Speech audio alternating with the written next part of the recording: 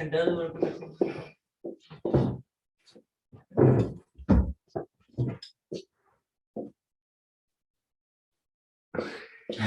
Not very smart.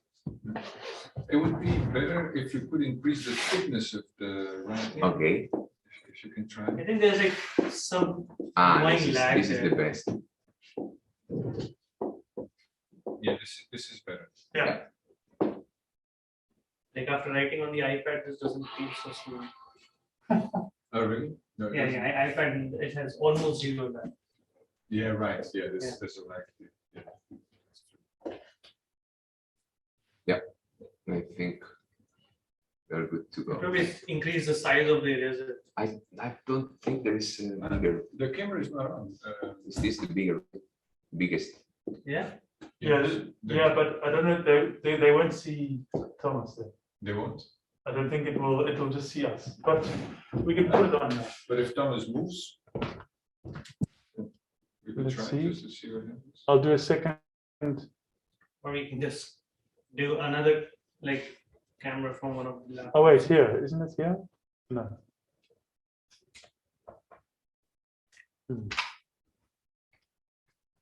Strange. I don't know. I don't think. Yeah, okay, forget about I don't mind that I'm not in the video. I don't.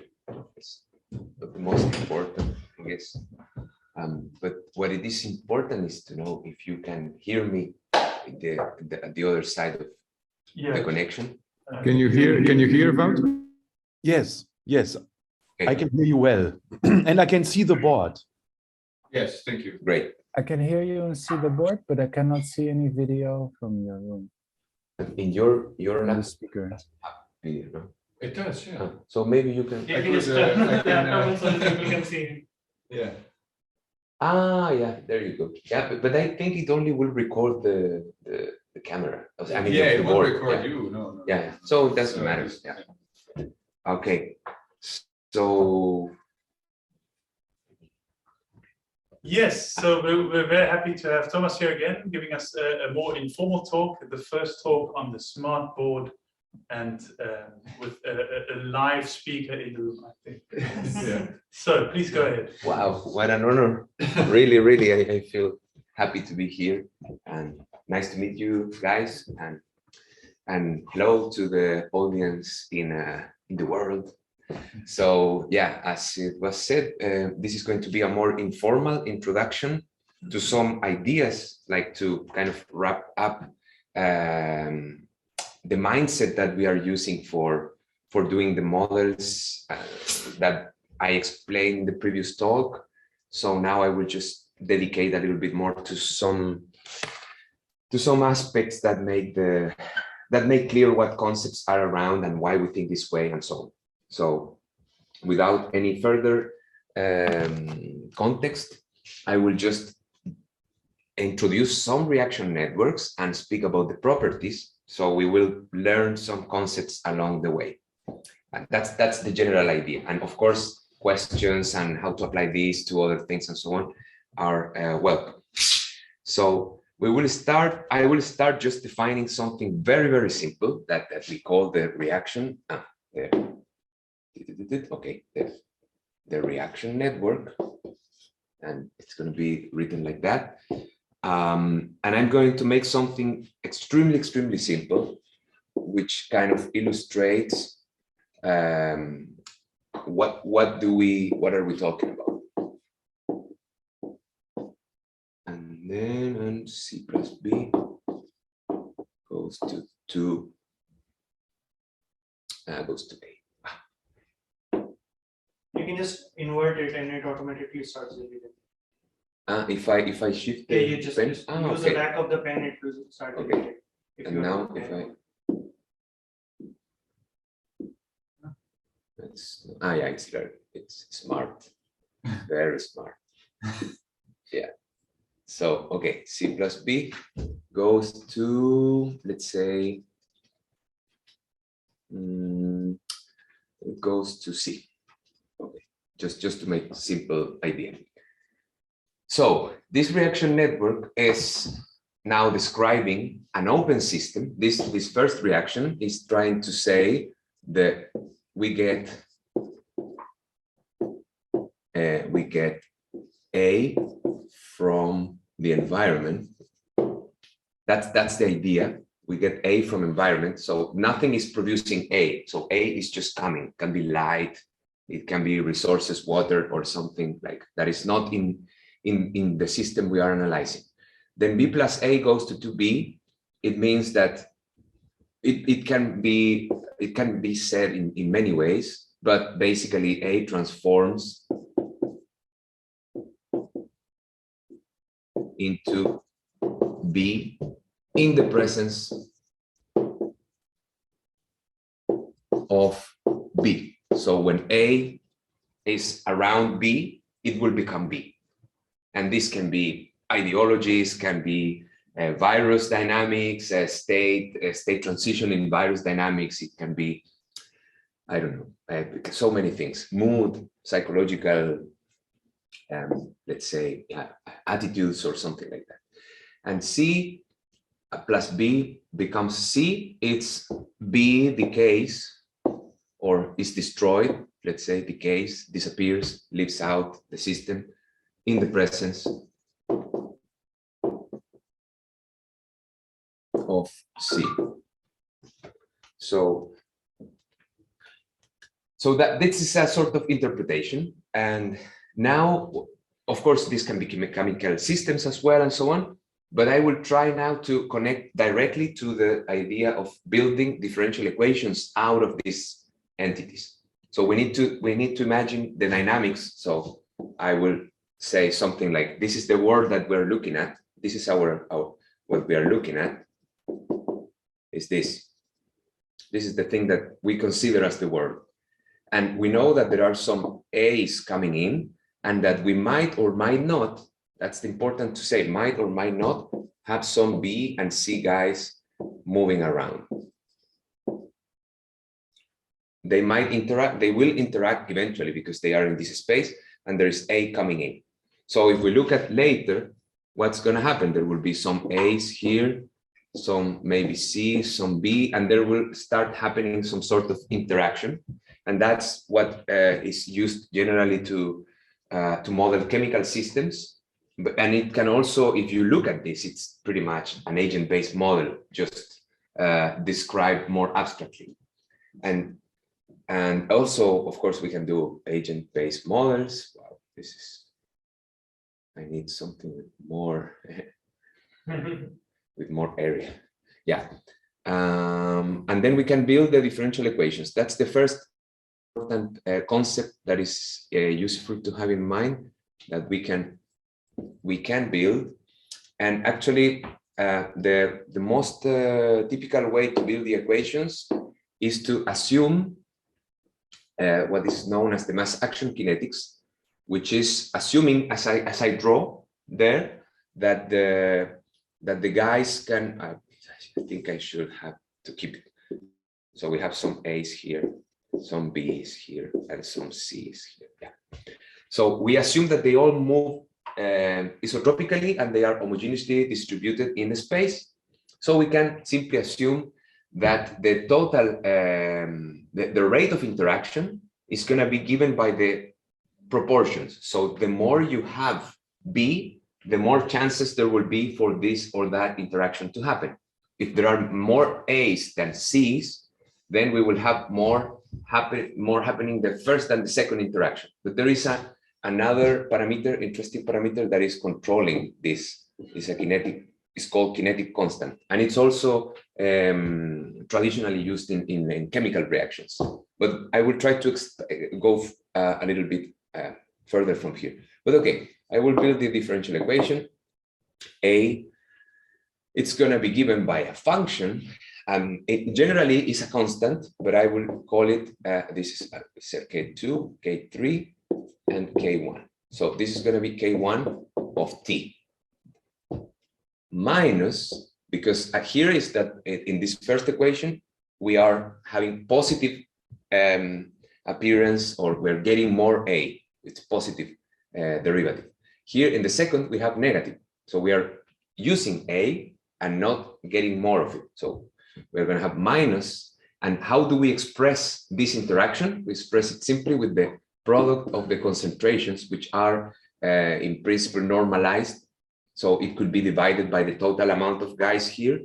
So this is a description of how likely is the event that B and A come together. So this is, I think for everyone is very easy to understand. And this is this multiplied by K2.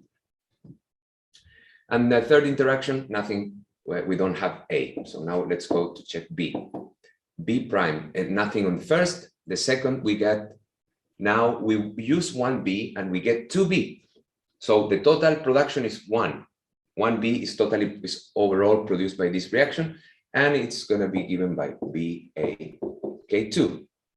And in the third reaction, we are losing 1B by the event BC K3.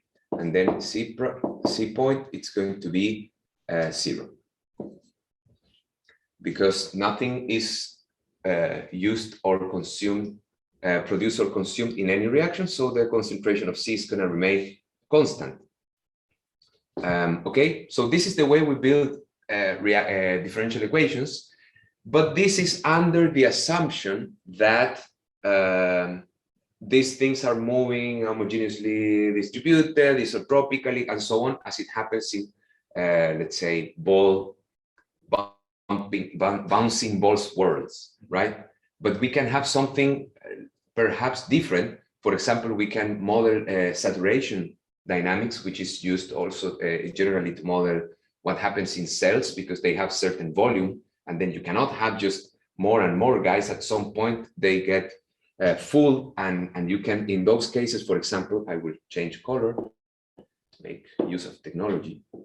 We can do something like 1 over alpha plus A. And then if we do this, if we change this kinetic law to be this way, then we know that the reaction rate, the positive part of the reaction rate here is going to reach a maximum value alpha, no more. Even if we have more and more A coming in from K1, it's going to saturate. So we can control all this by making assumptions of how do we want the dynamics to happen. But the general, the typical, the most used rule is this one. It's the mass action kinetics. There are some guys that study, and the mass action kinetics is an instance of a polynomial law in the end. So the guys that connect this to the study of differential equations, they generally study kinetic laws that are just polynomial. So this can be to the power of lambda, to the power of gamma, divided by this. So you can just go and then think of some sort of operator and then study the properties of the operator. And if for all possible laws, you get a fixed point, and you can just go into that universe of Strogat's book and then, apply it as much as you want. Can I just ask you a question? Yeah. So when people discuss these laws, etc., the diagrammatic representation is still the same. B plus A goes to 2B, yes, or something, but then they somehow have an argument, or they impose a specific form in the interaction. Yes. Even though the representation is the same. Yeah, for this. Yeah, exactly. Right. Okay. And actually, one very, I will make a little example here. Let's say we got this. You will probably remember this thing.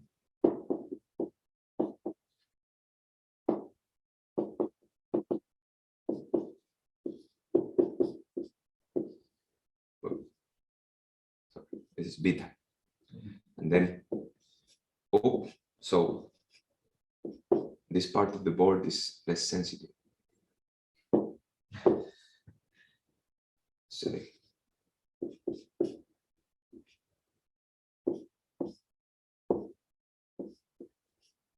Do you remember? Do you recognize this equation? SIR. Yeah. So we got beta. This is total number of guys, and this is total number. Right, but this is still the same polynomial interaction. And we got S plus I goes to 2I. Yeah. What I was asking was more like if when people, for instance, put a power lambda in the Mhm. interaction with beta and A, Mhm. do they also go to the chemical reaction and add a power lambda on B and A in the chemical reaction? No, Okay. no. It's just an Because additional thing. no. Okay, that is very important because there are two numbers playing here. One is the product. How do you define the interaction? Right. And the other is the stoichiometric coefficient, which is fixed by the reaction. Right. It's here. So, for example, A, we can represent this actually as a vector. And this is quite important actually. We can represent this as a vector 1, 0, 0, because we have A, B, and C. So we got one. This reaction is giving you 1A and nothing else. Actually, what we can do is represent this by two vectors. That's the real thing. So I will make it here. So it's 0, 0, 0 goes to 1, 0, 0. This second is minus 1, 0 goes to 0, 2, 0. And the third is clearly 0, minus 1, minus. Actually, we can put them just positive then, but it doesn't matter. Minus 1, and this gives 0, 0, 1. So it turns out that if you add these vectors, you will get the total production. And if you hang these three total production vectors, you get something called the stoichiometric matrix. And the stoichiometric matrix is a description of the overall production of the network. That's the idea. So this is called vector addition systems. This is a let's say an equivalent language that emerged in parallel computing in the 60s, and it's just the same as chemistry, state transitions. So this is all interconnected, like with Petri nets and with parallel computing. So it's appearing in many places, state transition systems. So that's why I do not like really marry with chemistry, because and believe that this can be applied further, because it has already, but not so with the intention of using the ideas of metabolic analysis and so on. It's just that they use the language straight. So first, we did the connection between the structure, stoichiometric information, and the world of differential equations and simulations one can do, right? So that's kind of like the first step. Maybe there is a way to, if I go. Yeah, perfect. And it's gonna remember. Yeah, good. It's really smart. Yeah, this is smart. Yeah, okay. So we get this first kind of block of chunk of ideas. That is, we got the reaction network. We go to the equations, and there is a way to do that. But now, what happened if we go and if we try to analyze large reaction networks? Like let's go for the big, for the thousands of reactions or thousands of or 100,000 reactions, which would be like the idea of a complex system. Then we might expect that analyzing solving the equations, studying the specifics of the parameters and so on, it's going to be intractable. The system just becomes, it starts becoming too high dimensional, and we can do principal component analysis and go take the highest eigenvalues of the Jacobian and go to all that world. But that's again like going to the last chapter of Strogat's book. You still got still remaining the dynamical systems mentality. So what I want to try is to leave that mentality, the mentality of analyzing the equations and the equations and the equations, and try to go to the structure, try to retrieve some information that speaks about the dynamics, but without going there, just remaining at the structural level and maybe develop some other ideas. This is, of course, not my development. This development was done in Germany in 2005 approximately by Peter Dietrich and Pietro Speroni di Fenizio. So they come up with these ideas of metabolic networks, metabolic analysis, to identify interesting things in a large reaction network. So we go to this reaction network, again, more abstract because it's too big, so we cannot really think of listing the molecules and the reactions. We assume we have thousands of them or more, and we just call it abstractly a set of molecules and a set of reactions. We know that we have a stoichiometric matrix that we can build by listing all the reactions, building the vectors, obtaining the stoichiometric matrix, as it was explained before. So, and now the question is not necessarily, because again, this is going to be a world with some inflows, some outflows, and with a very colorful thing inside. We will have all sorts of things interacting in many different ways, millions of them, and it's going to be a complex system, very complex, very rare, and some things can leave the system, some things can come in. So we now, instead of wondering about the full system, we shift the question and we think of the unit, the object of study. What is the object of study now? Is not the fixed points, or it can arrive there, but we don't look at the stability analysis and all that. We change the object of study and we ask for the subsets of M that induce interesting, or let's say stable behavior. So we don't look at the whole, at the dynamics of M itself. We look at the parts of the reaction network. What subnetworks might have some interesting behavior? Because if we know that if we play the dynamics here, the simulation, we might not end up with all the species of M active. Some of them might decay, some of them might go to zero in principle. So we will eventually end up with a shorter set, smaller than M. And also we can think generatively. We can start from a subset of it and go see if we go up to M. So now the idea is to, and how do we think of this? We got the multi-dimensional phase space with this species will be called S1, S2, so M is equal to that. S1, S2, Sn, small s. So we got the concentrations of all the dimensions here.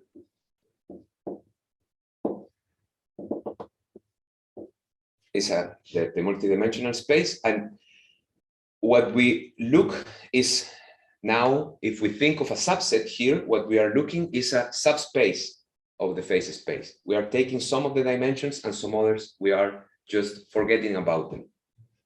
So we want to look at what areas, what subspaces of the full phase space have or encode or have in interesting dynamics, potentially stable dynamics. So we don't look at the real trajectory, at the real A goes to B trajectory, but we look at the regions of the phase space where we can find interesting dynamics. How do we do that? This is the thing that you can just impose simple ideas and get a lot of information and reduce a lot the collection of subspaces that might be interesting. That's the interesting thing, that the topology of the network in most cases reduces a lot the candidates where the interesting dynamics can be. So the first property to introduce, the first thing to say is that X induce, when I say induce, I mean induce, induce means activate reactions. So if I go back just to explain this, I have this system that, I have this system, and I start with an initial state. Let's call it X0. Oh, that's alpha. let's call it x0, the first state.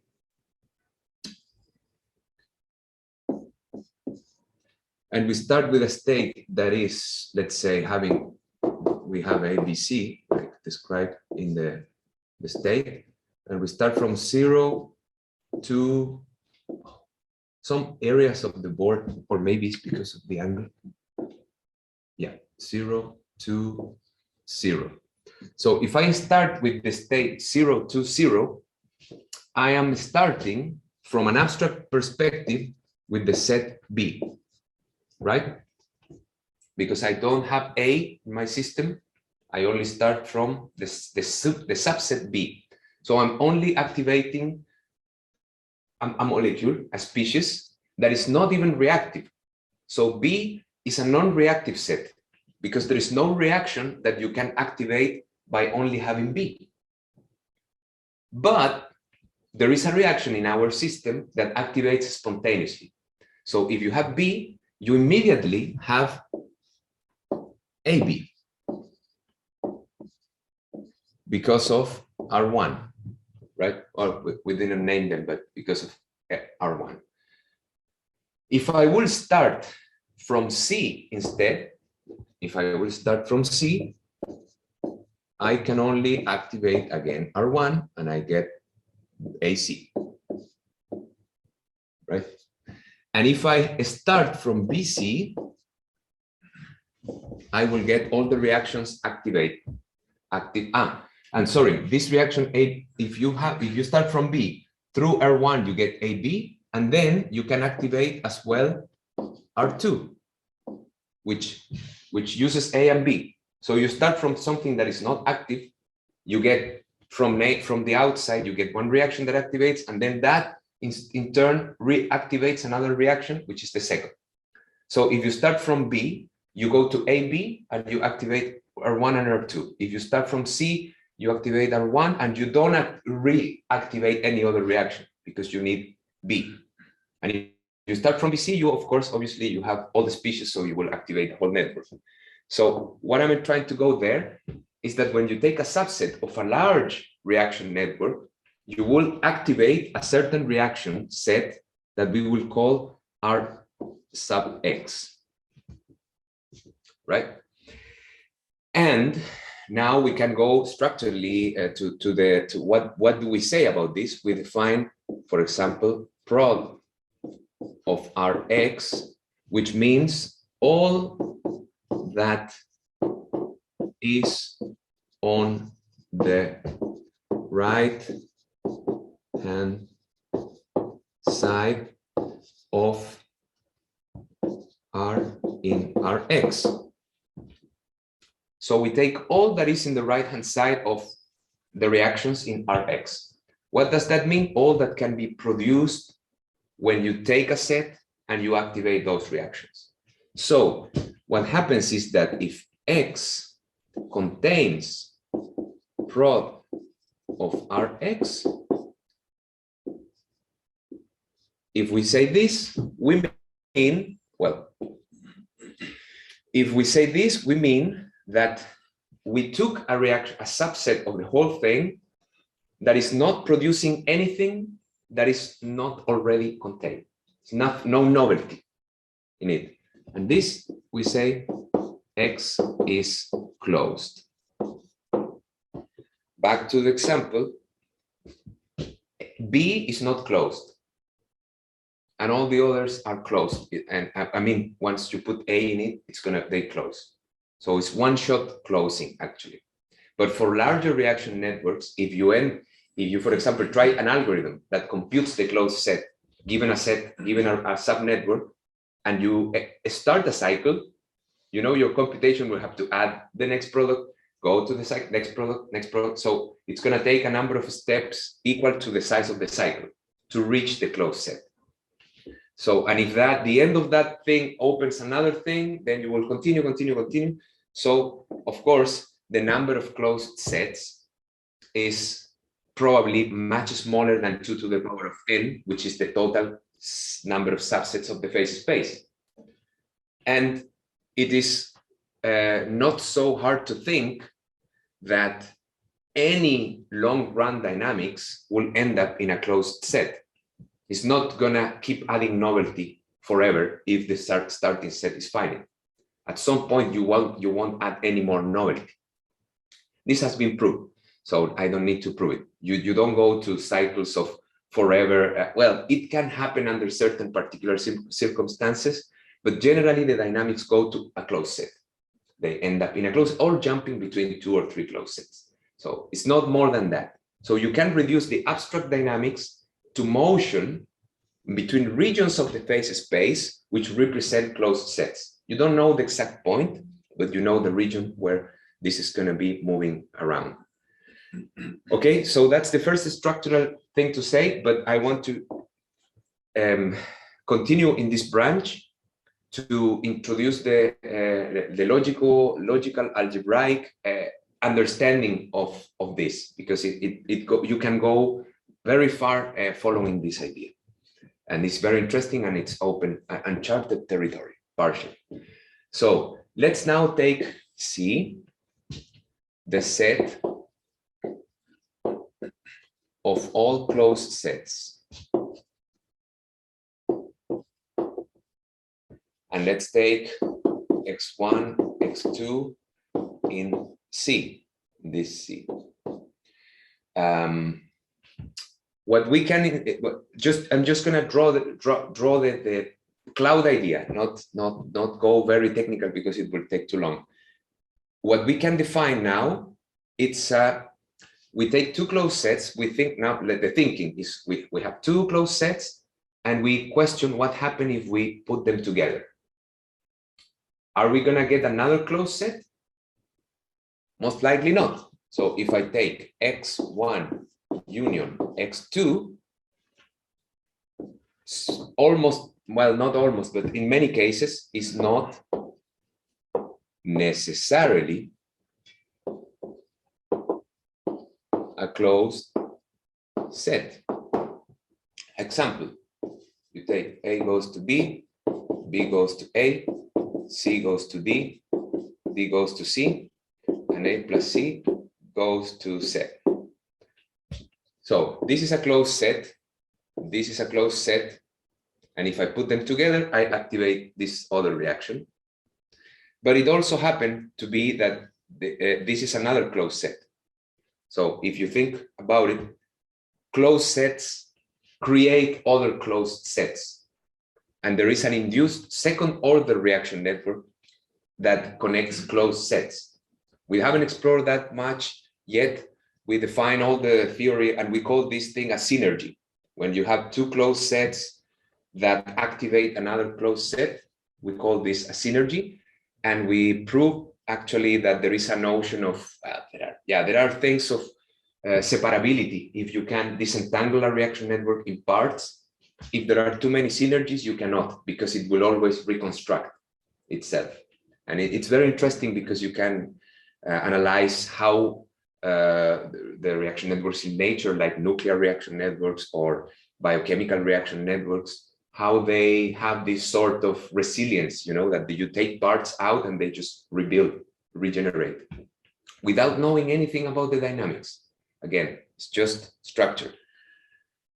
And another interesting thing, so that's one thing, the notion of synergy. And another interesting thing is that, okay, so you define this operator that is O, the mid, no, join, sorry, x1, mid, join x2 is equals to we call it generated closure of x1 union x2. And this generated closure is just compute stepwise the smallest next closed set.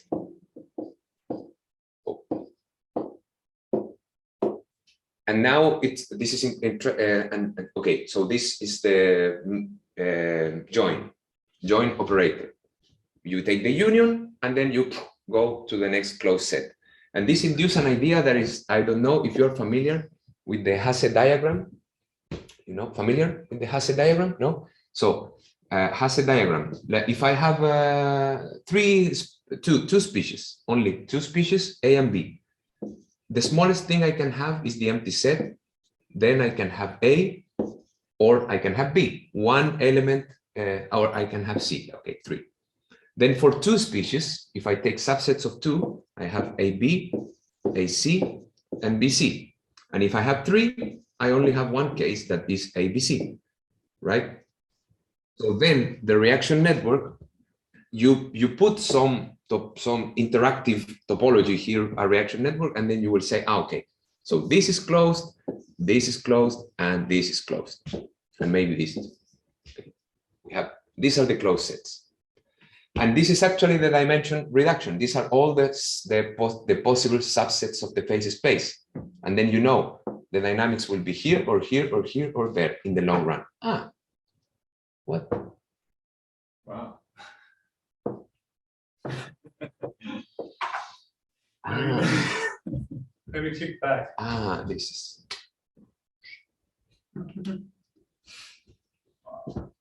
Yeah, so.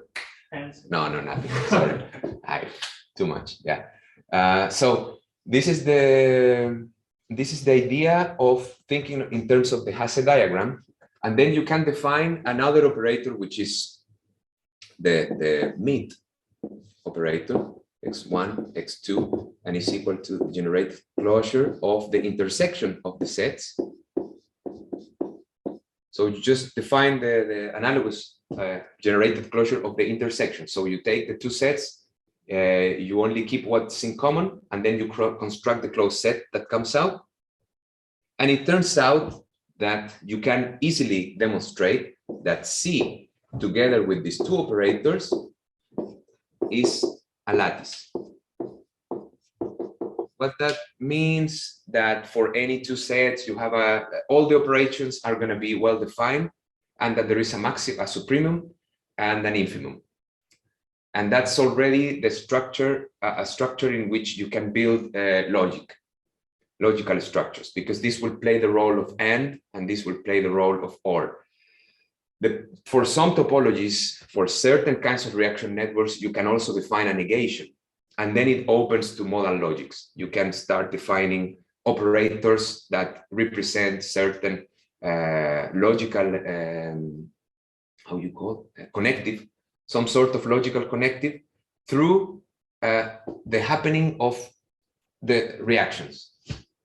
So this is a connection that I want to explore. I haven't explored much. This was discovered also by the group in Jena, the Peter Dietrich group, but they never applied this idea further.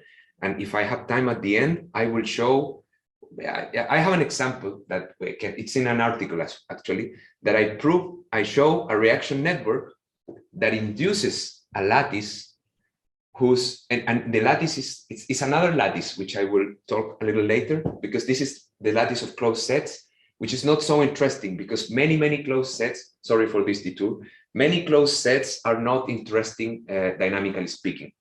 For example, this one, A plus C goes to Z. This is going to end in Z. It's not going to end in AC Z. So we need to cross this notion of closed set with some sort of productivity, some ability to self-produce. And that's what is the self-maintaining property that I will explain just right after this. And that induces another lattice, blah, blah, blah. But what I find is that the lattice of interesting potential dynamics can be non-distributive. What that means is that eventually we can have some sort of quantum logic out of the stable long-run states of a reaction network. So that brings a connection which I'm not really clear yet about what it means, that you can have at a logical level macroscopic systems behaving like quantum systems, which is something that has been I've done some research on that in the past in quantum structures in cognition, cognitive systems, but I'm just kind of finding the threads, but I don't know if we can think of superposition states here, or what sort of representation will that induce. Let me interrupt. Yes, of course, So, of course. Yeah, we That's actually read your paper and looked at this part. And we studied it a little bit. Yeah. And I think the main question that at least I have is, what can we do with it? Like, yeah, you can, I understand that maybe there's a way of writing this, but what does it tell us about anything about the reaction network or topology or the dynamics? What is its usefulness? This is what we started thinking about. Yes, Along yes. these lines, sorry, what are the, how do you read this connective? So what is the intended interpretation for this or and in your system? In the system, it means unfold, like interact and dynamically unfold. Which one would be? Both of them may have the same interpretation. In this case, the union is the simplest because it's just putting the things together. Like you have one, whatever bacteria, and then another bacteria, you put, or one culture, another culture, you put the two cultures together, that creates some synergies, and then you will get another third culture, which is the result of those two once you let the system to dynamically unfold.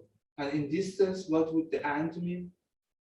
Because I mean, if we put them together, it would give us the or, and what operation on these cultures would represent the and, for example? That, for example, you might have some part of the some common part in the reaction network that needs perhaps some common, because then you have to go a little bit more into the idea that catalysts play specific roles. So if you have the same set of catalysts, if all the reactions need a catalyst and a specific catalyst to happen, then intersecting will be having the same set of catalysts, right? So, but that's a little bit more detailed way. You need to go, or we need to go a little bit further into how to build models of situations. But the catalyst it's the main one example of interpreting what it means to an intersection to have meaning. So it would give you the catalyst that they have in common. Yes. Intersecting is like, okay, the guys speak the same language, they understand the same code or whatever. You know, so then that will activate only the intersection. And then you can see where that will go. So you get two cultures, but only that intersect. So there is a way to interpret these things. Now for the question you were making, which is I think the toughest one. At this point, the only thing I can tell you is that there is an area. It's not that it's a very kind of answer, you know. There is an area called descriptive complexity. You know, descriptive complexity.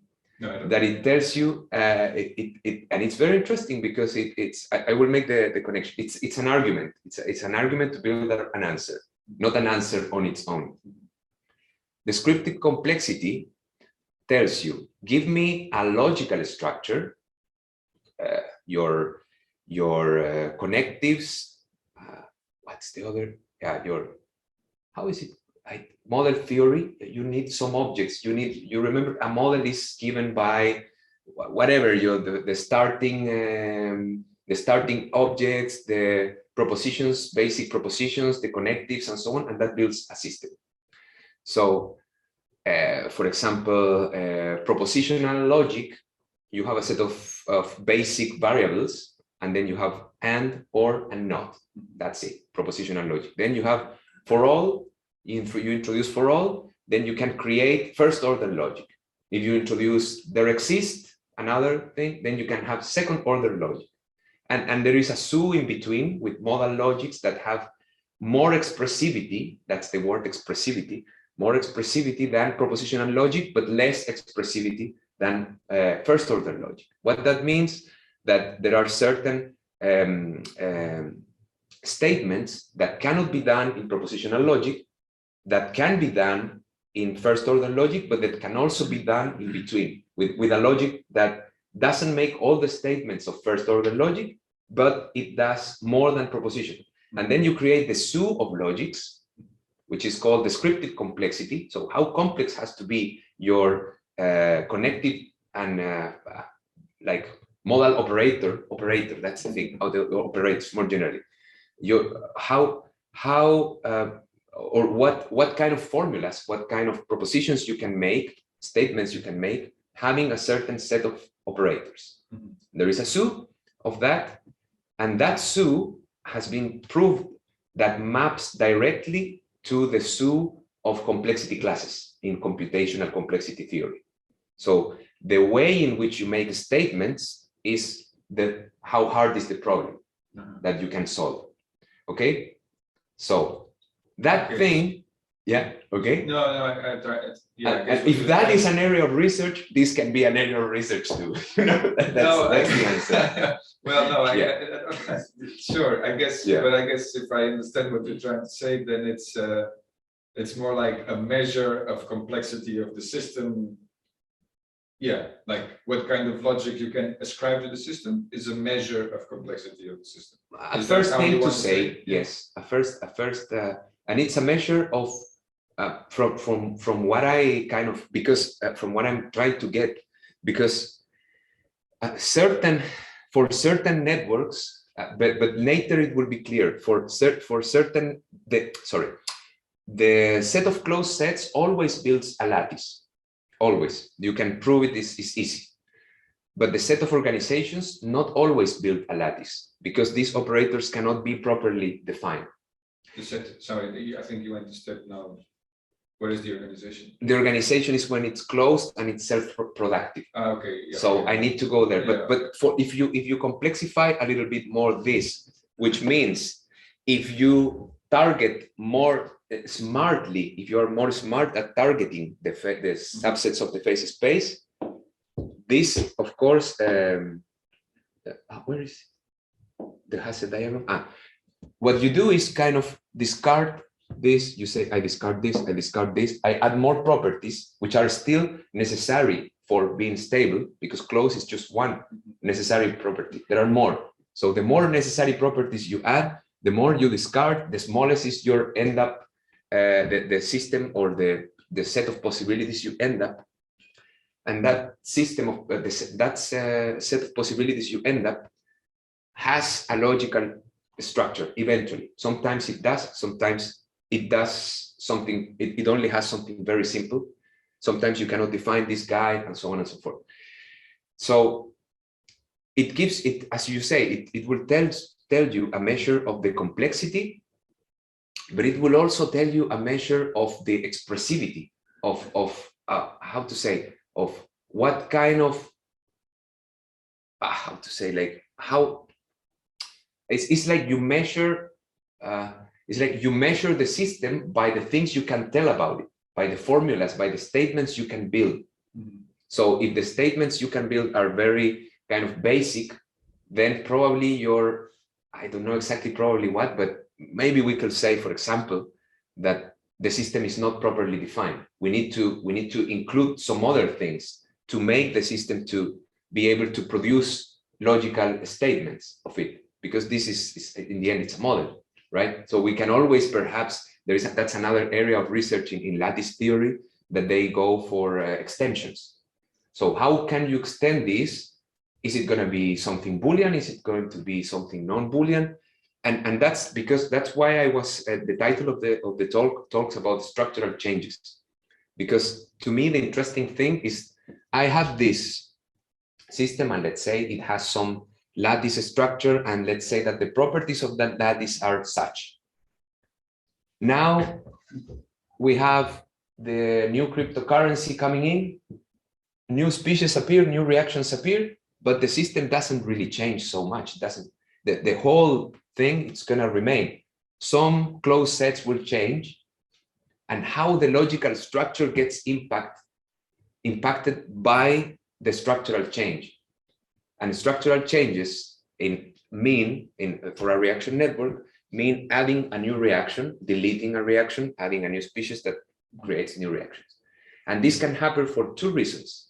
That's the interesting, or one very interesting thing that also is part of recent explorations. One way in which a reaction network can be structurally modified is by the external arrival of a new thing happening. So like, I don't know, you have this and you always have inflow of A, but somewhere now you have inflow of A prime from the outside. So the outside brings the new. And the second way is evolution. internal evolution. So if your objects here have the ability to evolve, to mutate, you can have internal evolution and a structural change. You see what I mean? So Yes, but can I ask a question? So mhm. you're saying that we look at the type of a structure that we have. I mean, if I understand this correctly, you have this lattice to join and meet, Mhm. and this remains your logical structure. So what changes is that you looking at like a propositional logic. You introduce new propositions Yes. by adding new, but the logical structure that does not change, does it? It And might. this would be a lattice. And if I even understand this correctly, it would not be a Boolean lattice, it would be an automodular lattice or something like that. Yeah. And then it remains like that. So this automodular lattice structure You can. doesn't change. So it does not transform into a Boolean or a modular It one. might. It might. How? It might. This is like if we have time for the end to analyze the example, I can show that, but. One more question. But it can, yes. That's the idea, that the very logical, let's say, DNA of the like the properties at the logical level can change just by changes in the topology of the reaction network. Very interesting. Yeah. But then another question: the meet that you have defined is X1 union X2 if they're closed set. Would that already be closed, or do you still need to get the closure of that? You need to get the closure. Even for the intersection. Even for the intersection, yes, because I'm just thinking about this because if the intersection is closed already, then what you have is the positive fragment of von Neumann logic, right? No, you got me there. I don't know. Okay. Yeah, no, I don't know that much of that lattice theories. It's very interesting that nomenclature. But if you let me just think of an example. 1 second. If I cannot make it, we continue. So you need to take the intersection, and the intersection has to produce something more than the parts.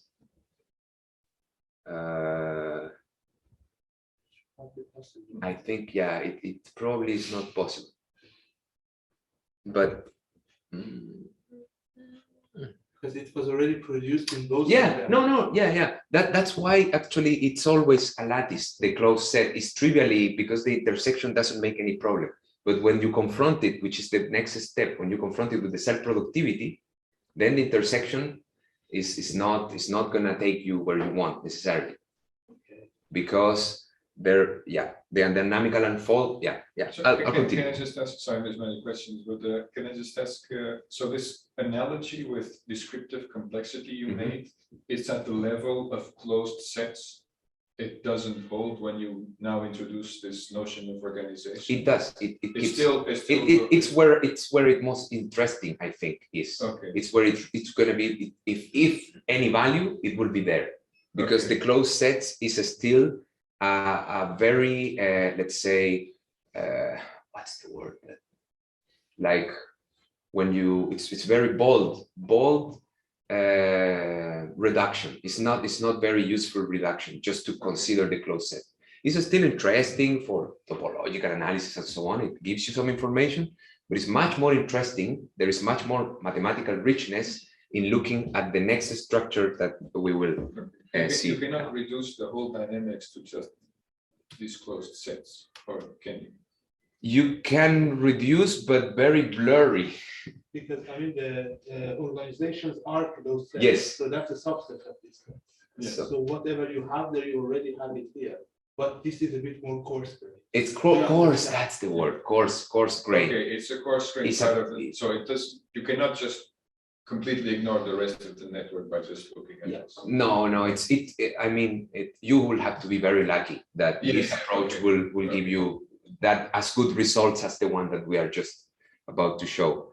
Okay, so made this having made this sort of detour, I go back. We know that there are closed sets, and we can define now the we just defined previously the produced part of a reaction network, remember? And now we define the consumed part of a reaction network, which is called the support. It's just all what is on the left-hand side.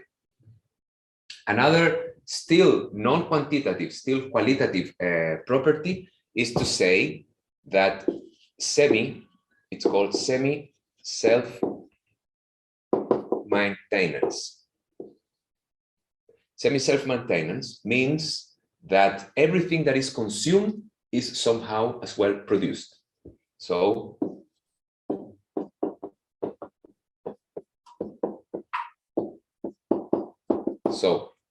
meaning that all I waste, I can produce somehow. And that's another necessary condition for being stable in the long run. Still, no quantity, no numbers. And now you can define the lattice of this, and then semi-self-maintaining plus closed means semi-organization. And semi-organizations, now it's a much more coarse, fine-grained description of the potential stable state. There is another lattice there. You need to define the operators, the unfold operator in a different, no, it's still the same. Just the generated closure will get you there. But then it's a subset. So there must be a relation. If the logic of the closed set, what about the logic of the semi-self-maintaining, or the other way around? So you open like lots of mathematical questions there. Sorry, is it just a subset or is it a refinement? So is it like that? It's a refinement. It is a refinement. Yes, it is a refinement, but it's going to be always a subset.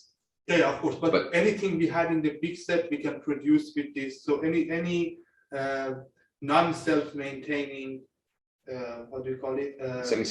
Any closed set that you have. So every closed set can be written as a combination of these organizations, or no?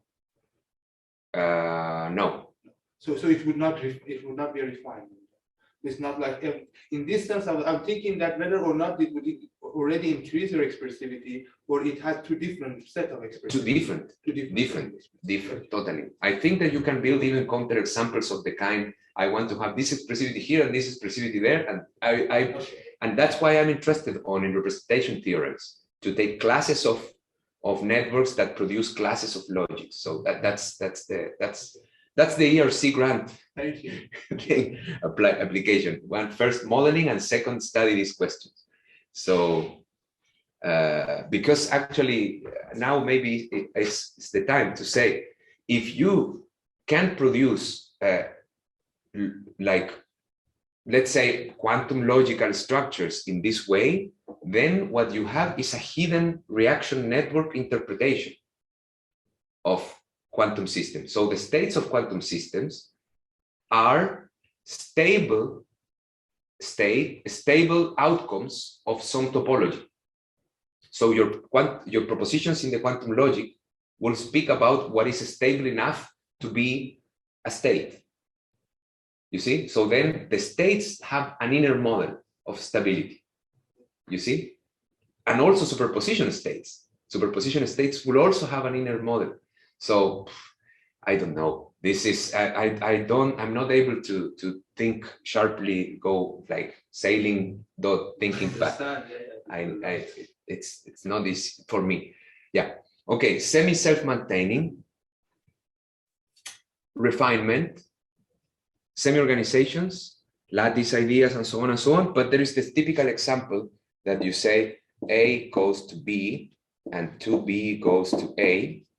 That's not going to sustain in time, because you turn A into B, and then you need to waste 2B to reproduce the A that you just wasted or used.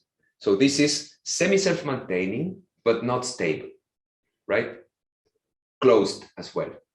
So you need to refine even more the semi-self-maintenance notion to self-maintenance, which is quantitative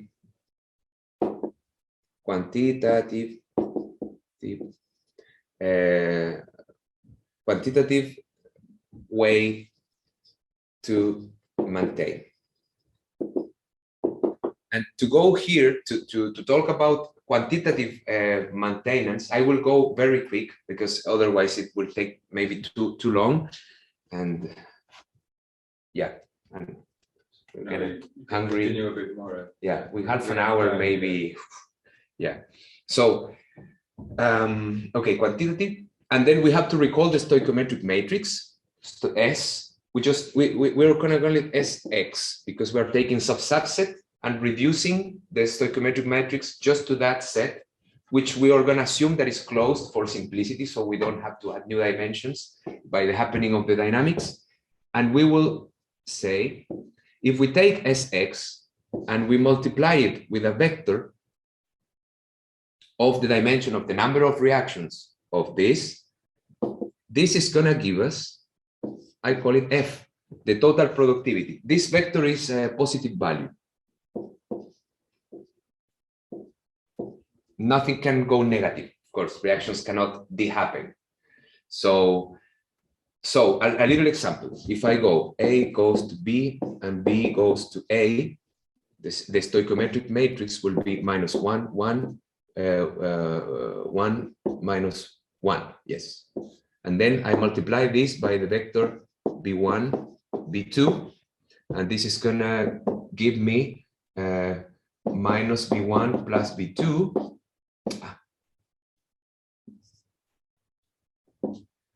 B2 minus B1, right?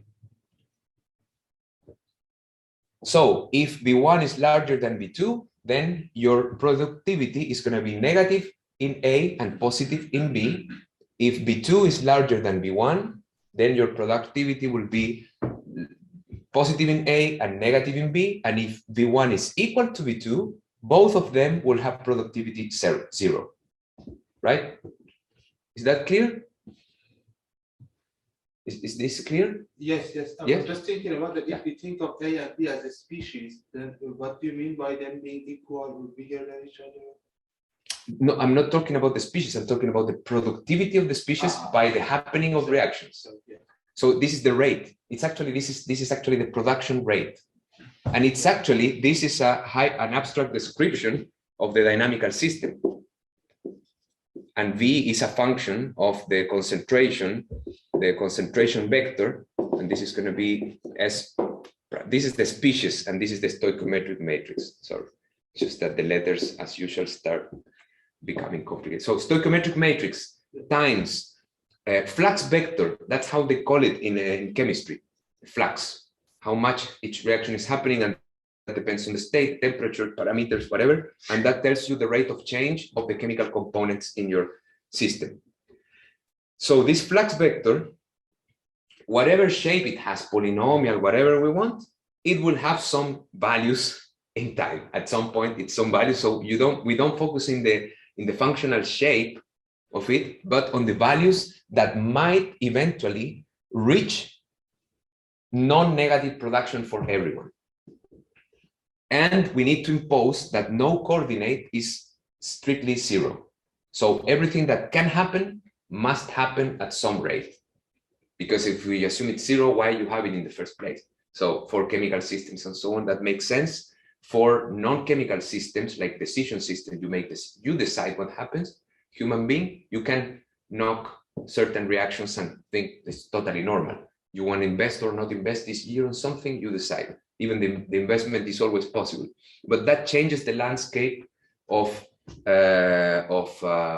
polynomial and all those functions which are monotonous, are continuous, and so on. So that's why I lift to another concept, which is this thing.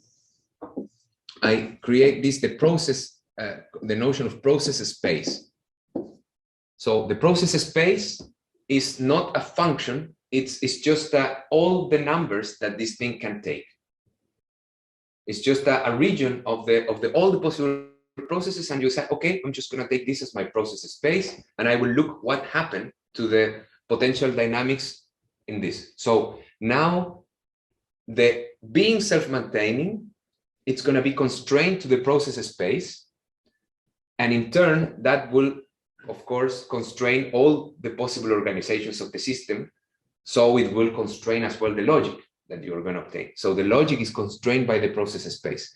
And I want to show a very little example that illustrates that organizations, even though the value, the system can be an organization, the dynamical constraints that define the process space, even in the continuous case, might forbid certain organizations for realizing dynamically speaking.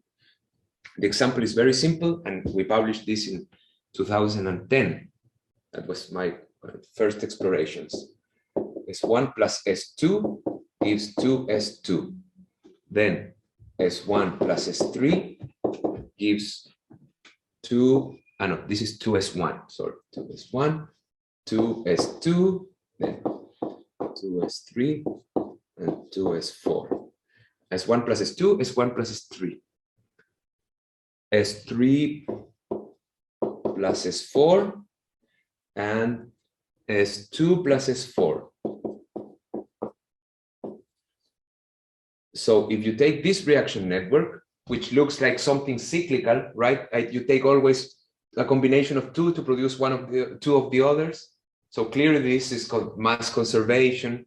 We know that this, so it looks like somehow you can make it work, right? As a self-maintaining set, because you take S1 and S2 to get 2S2, S1 and S3 to get 2S2. So S1, sorry, S1 plus S2, 2S1.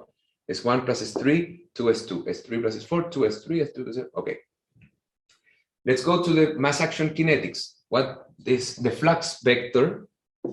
It's always going to be, okay, so we got K1, K2, K3, K4. So the flux vector, according to the mass action kinetics, will be K1, S1, S2, K2, S1, S3, then K3, S3, S4, and K4, S2, S4. And we know, that because of the mass conservation, this can maximally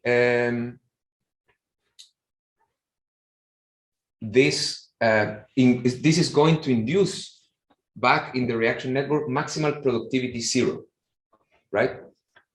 So because we can easily and not so complicated to check that all the reactions, all these values have to be equal. So all the reactions must happen at the same rate, so everything is kept. Now, if you play one reaction more, you destabilize the system. So all these guys have to be equal. So they are all equal to the same value. Let's say equals to x, x, x, x. And here is when it comes interesting. Because the first and the second are equal, you get that K1, S1, S2 is equal to K2, S1, S3.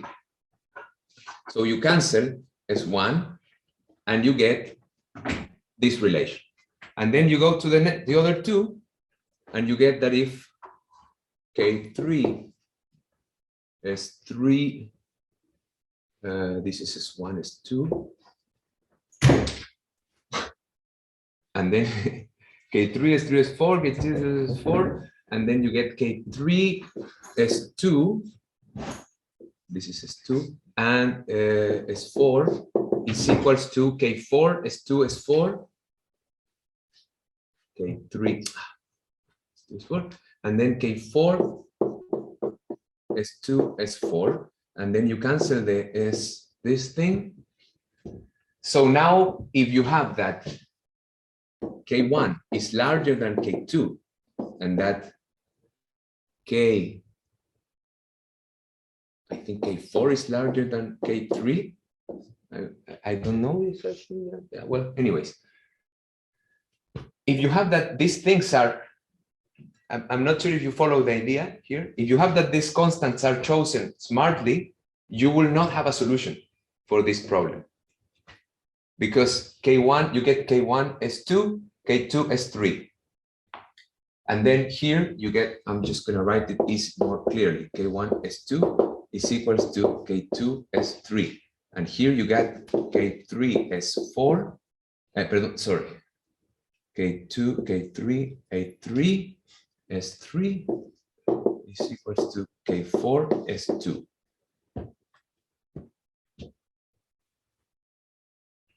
So if I say K1 is larger than K2,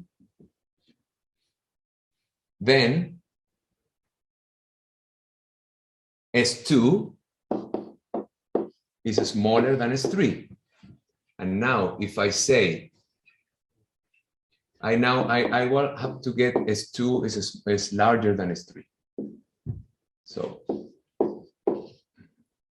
to get K2 larger than S3, we need to have K4 is smaller than K3. You follow? Sorry, it took me long. So then the organization S1, S2, S3, S4 is an organization, kind of linear programmingly speaking, the value, the flux vector exists, but when you put it in the form of a dynamical rule, it's not feasible. Under some conditions. Yeah, of course, under some conditions. It's not feasible. Might not be feasible. Might not be feasible. So then we go refine. How do we refine now? We go closed set, semi organization, feasible organization. So we made lots of refinements. This is only computationally speaking, this is extremely cheap. This is also cheap. It's only topology, no quantitative. Here we need to introduce linear programming. And here we need to introduce some nonlinear programming to compute these properties. And you go and make refinements and reduce a lot, in the end, the set of candidates that can have stable dynamics. No simulation, just looking at what can possibly happen. I think like the part I like the most is what comes next, but I don't know if we have enough. We can try. We can try. Good. But So- it's just a question. So even if you identify these things in a specific network, etc., that's still some kind of coarse grain. If you would just work with them. It is still coarse grain. Yes. You will never. Yeah. And I was just one. Yeah. I guess I was just wondering if you, when you simulate the network, you need to have, you need to put some, or the reactions, you need to put some arbitrary initial conditions or some stuff. So I was just wondering if you, start putting initial conditions and then you simulate the full network, and then you compare with what you would get by just using these Methods. Yes. I was just wondering if there's if this is the most likely outcome for under general, under some, constraints on initial conditions, or even you will only move away from this if you put very specific initial conditions. No. It's quite general. I'm just asking what is the, what if people have tried that. No. What there is a theorem in the Dietrich paper, the foundational paper, proves that every fixed point of the dynamical system that is built from the reaction network, independent of the kinetic law. I think that there must be some constraints, like it has to be continuous or some very general conditions. Every fixed point will, if you look at what species are active in that fixed point, so above a certain threshold, you need to introduce a threshold, because you can have sort of like near zero complex dynamics, but if you put the threshold, all that is kind of like measurable, look, because there might be things that are there that you cannot see because they are too little, not enough. But all what is above a threshold that you can set very, very as small as you want, but you need a threshold. And all that is above that, you count as it is. Every fixed point, you measure this way. That set, it's an organization. A feasible organization, or just an organization? A feasible organization is an organization. I understand, but it's a fixed point you're saying is an organization. It's going to be feasible as well. Yes. Yeah, right. Yes. Okay. Yes. That gives some usefulness for this thing. And then these guys, and then this group extended, because it's a feasible, as you say, it's a refinement that I don't know if it makes sense because of the because computational cost there. Maybe it might. But then they made another more general result, which is beyond fixed points. It's every, like, yeah, you need to go. There are boundary cases in this description that do not fit to what I'm going to say. But all the stationary regimes, including, let's say, what is the name of this? Periodic orbits, limit cycles, they will not be organizations, but sets of organizations, and transitions between sets of organizations. So you take a sort of Poincaré cut, you're going to have an organization. So another point, and you get another. So it's a very useful lifting from the dynamics to the abstract. That's the game. And the way I see it is like you need to. This theory will not tell you the actual dynamics, but it will tell you where to simulate. That's the idea. That you try. You know, there is all this region of the phase space. My computer doesn't have to think about it because you're not going to put the point. You're going to compute if you're it. interested. Yeah. So I guess the point is, if you're interested, for instance, in fixed points, Yes. you could just identify this and I forget about the rest of the network. Yes. And I just work with this. Yes, that's the for fixed points is a one shot. You think, yeah, you go straight. For other, there is more, and another interesting thing that it was recently developed that last year is that they incorporated the partial differential equations now, so with space, with diffusion and the spatial aspect, and they extended the notion of organization to distributed organization, which is something that operates self-maintaining in a self-maintaining way, but not necessarily all the regions of space have non-negative rate. You can have a negative rate in this side and a positive rate on this side, and then the organization is distributed. And there is diffusion, so you can ensure that it's kept up in time and so on. So there are lots of developments trying, because to me the thinking of this theory when it was conceived was to start from the abstract and try to go to Strogatz, not start from there, but try to get from necessary conditions, necessary. Maybe one day you will get to sufficient. So, or not so far. So as like the idea is to go from necessary, and then simulation. So, but you apply all what your brain can use before you just hit the button. That's the aim, I think. And I kind of move away from that and start with this other angle, which is more logical, still to be interpreted what it means. But yeah, so having said that, I will finish with maybe 15 minutes explaining the idea that the organizations and the feasible organizations as well, they have an inner structure that has structural properties as well. Every organization, you can kind of embed it in a certain data structure that has interesting properties. That's the decomposition, a decomposition theorem that you can tell for organizations. So I'm going to take I will try to make it as quick as possible. So I start from or X is an organization. X is an organization. Process space, you remember all the possible ways in which you can operate the network. I will let these things happen this fast and these others, and then I will have some production. So we define a species S is overproducible if and only if there exists a process V process, so way to operate the network, such that SV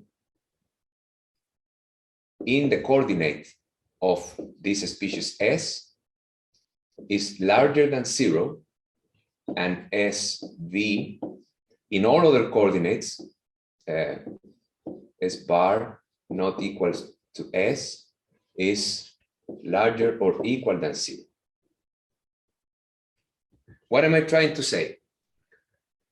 S is going to be overproducible if I can operate the network somehow, not necessarily applying all reactions, just maybe just a subset. So this is a process, not all reactions. Formalizing this will take too long, not all reactions in principle. Because remember that the self-maintaining requires to apply all reactions in the process. This is just part of it. You just take one part of the reactions, you operate the network, and you end up with more of S than what you started, and then your reaction network is not harmed by that. So you can just kind of overproduce. There is a way to overproduce this species within the network. One simple example, B plus A goes to B plus 2A. So if I apply this reaction, I start with certain amount of B and A, I apply the reaction, I end up with more. So it's a sort of, how to say, like inflow, generalized inflow, maybe. That's the way we look at it. So you could say that within your reaction network, there's just some combination of rates that you can choose. Some of them might be zero. Yes. That produce more, make one of the species grow, or S to grow. Yes. Without making the others to decrease. That's the important thing. Nothing decreases. And then, okay, so past this definition, maybe in mass preserving systems this doesn't work. Maybe it can be trivially deduced from completing the reaction pathways from the inflow. That's very likely, but it's a sort of course, the inflow is always overproducible, the inflow of the reaction network, and all that interacts with the inflow and only with the inflow for producing more things. So everything that is produced from the inflow will also be overproducible, but there might be also some other things. And because we are thinking of large reaction networks, this is a linear programming problem. It's just linear programming, whether or not this thing is overproducible. Now, interesting thing to say about it is that the maximal F is the maximal set of overproducible species. So Fx of x, and we know Fx is unique. That's very simple to demonstrate that if S is overproducible and S bar is overproducible, then I just play the two operations and I will overproduce S and S bar. So it's linear in this sense. So overproducibility is monotony. Monotony. So you can just go and overproduce more. Now, another interesting thing, if you make a structural perturbation on the reaction network that includes a new reaction, everything that was overproducible before will remain overproducible because you are just adding more ways to do things. If you take out a reaction, you might lose overproducibility. So that's what I'm kind of looking at now, like what is going to change about the possible ways to produce things when I kind of change the structure of the network. Okay, so that's one kind of guy. Another kind of guy is the catalyst. So we say E is a catalyst if and only if the let's say it's used and produced in same amount in all reactions. So it's the type of E plus A goes to E plus B, or 2E plus C goes to 2E plus D. So that's the way, it's always the same in both sides. And it's interesting to notice, just as an anecdote, that if you take a reaction network, you take the stoichiometric matrix, this in the stoichiometric matrix will look like a column of zeros because it's produced and consumed the same value. You remember, if I have A goes to B, then the vector describing this, it's going to be -1, 1. So if I put x plus A, B plus X, then I just simply add another coordinate for X, which is going to be 0. So X is a column of zeros in the stoichiometric matrix. But if I, instead of adding this, I will just add another species that do not interact, X, a stone, non-reactive with the system, it will also have a 0. So the stoichiometric matrix does not help you to understand whether something is a catalyst or non-reactive. That's an important thing to tell about the reaction network itself, and the stoichiometric matrix are not mirror images. The stoichiometric matrix loses important information about what is a catalyst and what is non-reactive within a certain subnetwork. Yeah, that's just an anecdote. Okay, so we take catalysts that have this shape, the overproduced that have this shape, and also we know because of that the catalysts, their production is always 0 for all processes. Whatever process I apply, catalyst will not go down. Overproducible, I know that for certain processes I will be able to produce them. And actually, there is another result we can say about overproduced, that whatever process you apply, if the overproducible is going negative in that process, then you can boost it with the overproducible process many times until you get it positive. So for every process, there is another process in which this is going to be positive, right? So you can always bring it up as without harming the rest of the system. And these guys are always 0. I'm thinking about self-maintenance of the system. So these guys are safe. These guys are safe. And now I wonder, what are the guys that are not safe? Guys that are not safe are not overproducible. So their maximal production is 0, because if it will be more than 0, then it will be overproducible. So they cannot be overproduced. They must be 0 produced, and they must be different in at least one reaction, right?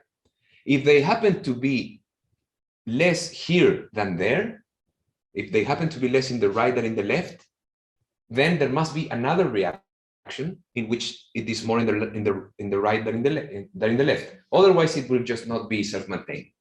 So we can start elucidating those guys. So I call the cycle, how do you call it? The cycle Y is going to be equal to X minus F minus the set of catalysts, which you call E. So, F union E, to make it more set theoretically clear. X minus F union E is Y, is the set of all the guys that cannot be overproduced, that maximal production 0, and they must act in one way or in another. And now the question is, what happens to that part of the network? And the thinking process is the following. You start from one guy. You start from any guy, any of those species.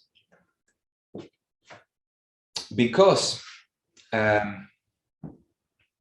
you start from one species, sorry, that uses that reaction. So you take the species and you know it's going to be in one reaction in one side and in the other reaction in the other side. So you start from it, and then you look at what reactions is needed to produce that one. So the reaction that is needed to produce any entity in Y, that reaction will use species, which cannot be all of them overproduced. Because if they will all be overproduced, then it's going to be the product of overproduced, so it's going to be overproduced. So it cannot be that case. So that reaction that produces it must contain another species that is in the same set. And that in the end, quickly thinking, you end up in a cycle. That cycle might be the whole Y or just part of it. If it's part, then you take one that is, you close the cycle, you go to another, do it again, go another, do it again, until you complete all Ys. So then Y can be decomposed into this is called fragile circuit, into sub-fragile circuits, which are productively connected and productively disconnected from the others. You see what I mean? And that disconnection is through the overproduced and the catalyst. And the overproduced are process space dependent. So the decomposition depends on the process space. right? The simple example, the simple graphical example of that is x1, y1. This is O over 2. And then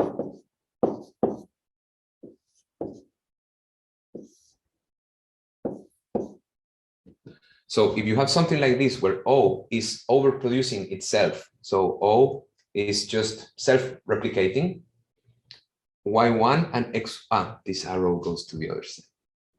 This, okay. So x1 produces y1, and y1 and O produce x1.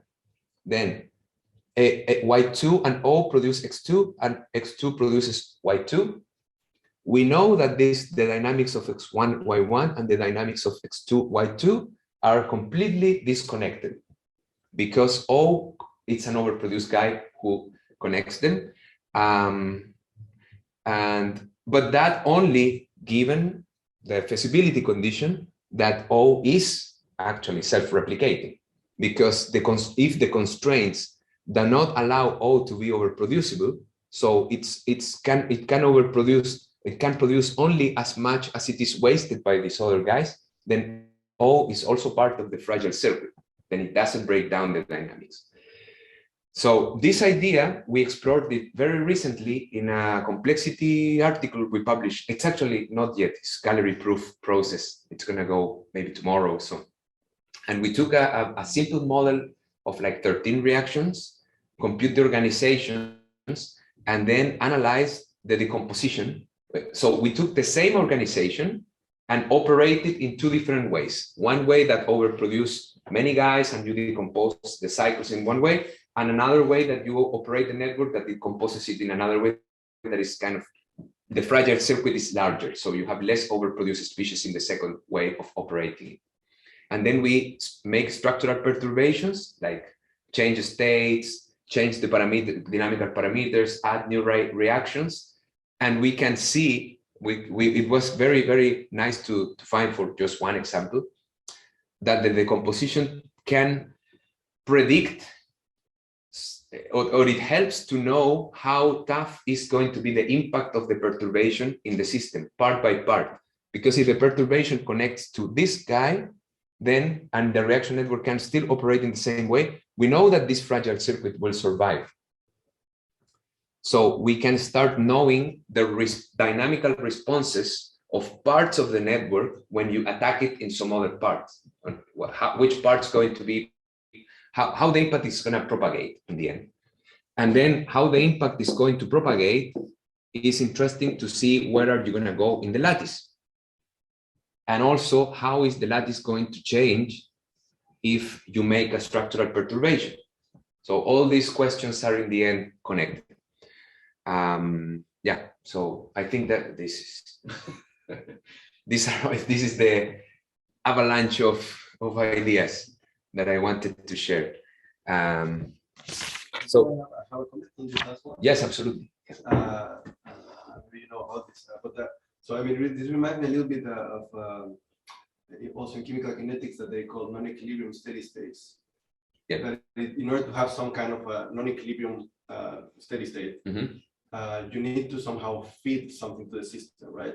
You could think like any living system itself is a non-equilibrium system. So the only way to keep it living is by feeding it something like food or whatever. And this food would be like in this little example that you have would be your O that is overproducible, right? So somebody is putting that O, feeding the energy in the system to keep all these sub-cycles going and feeding themselves.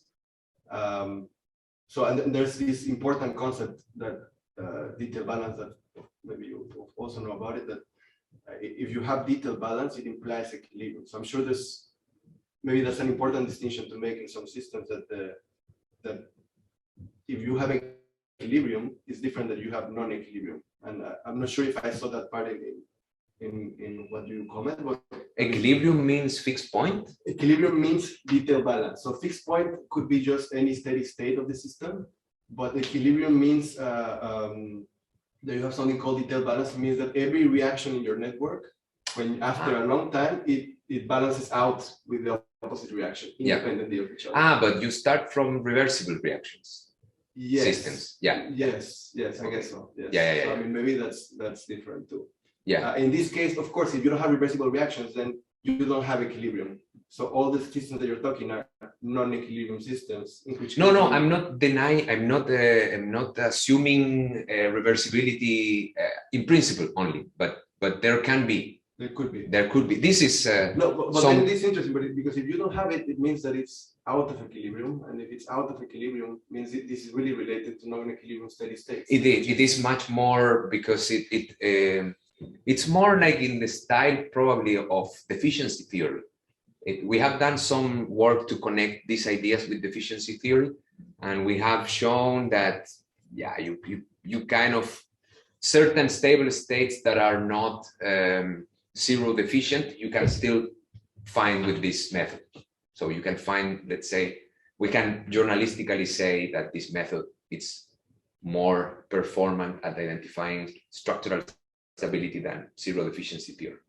So, but yeah, I mean, now I'm open for all the possible kind of venues for research on these the connections or whatever. Because with Janus, we were discussing the specific application of building up some sort of way to connect this with the evolutionary game theory.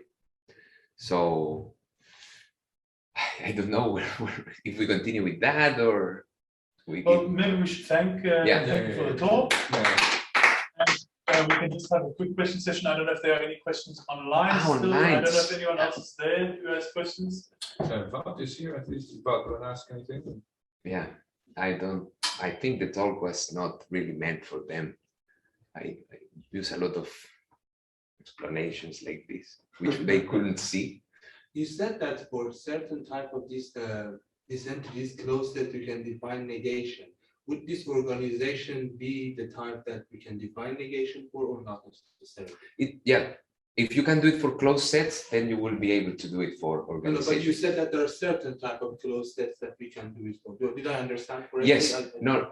What I haven't really explored the negation operator, but I know that you can define, what are the axioms of no? How do you define what if you have a set of 3-4 elements, then what is a no for them? It's so you need to have that the no of the no is the same guy, right? Yes. Is that the It depends on what type of negation you want, but this is the type that usually that's what I'm saying. Something that you usually require. Yes. I mean, the So- way that you define your negation.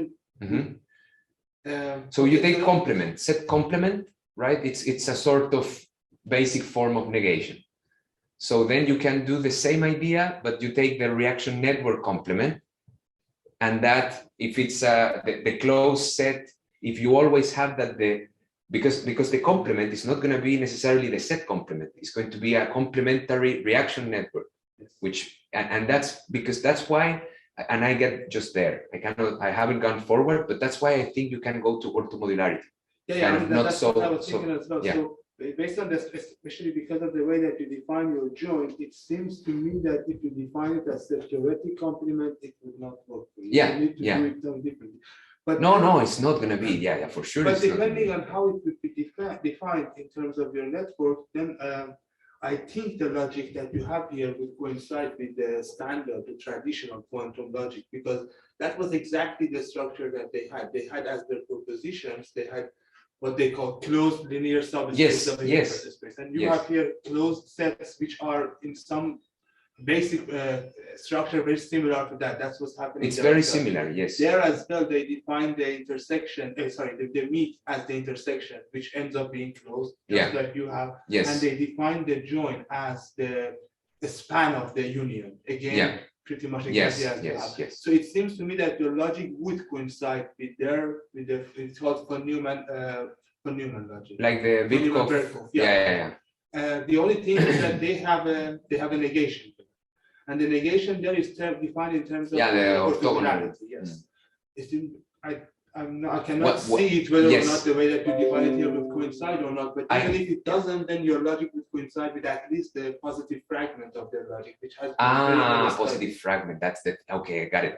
What I think is that that's why I'm thinking on representation theorems again, because I think that not all reaction networks will be such that the negation works as it works in the linear space framework, right? But certain reaction networks, maybe a class that we can identify, will be isomorphic to that. Then for right? those you would have. And then for the those, logic it's way the well same. studied. And then you can go and impose another property and then just like make a shorter class which fits that as well. And so I think that's my kind of abstract idea that you can just go and get all the logics, just rebuild them in this framework. You see what I mean? Yeah. But I don't know. I need the, if any ARC panel member is watching here, you know what to do. Sorry. Yeah. Okay. I guess I'll stop this recording.